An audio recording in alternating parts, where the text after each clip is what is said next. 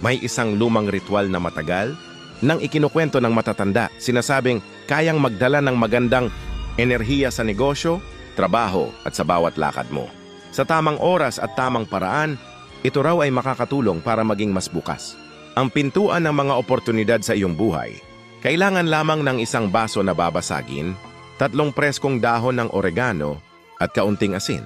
Kahit anong klase basta bagong bili at hindi galing sa kusina. Sa umaga ng Martes at Biyernes, ilagay sa baso ang 3 dahon ng oregano, budburan ng asin at lagyan ng malinis na tubig. Hawakan ito at tahimik na isipin o dasalin ang mga bagay na ninanais mo, magandang kapalaran sa negosyo, oportunidad sa trabaho, ligtas na paglalakbay o masaganang pamumuhay. Palitan ito kada linggo upang manatiling sariwa ang simbolo ng ritual.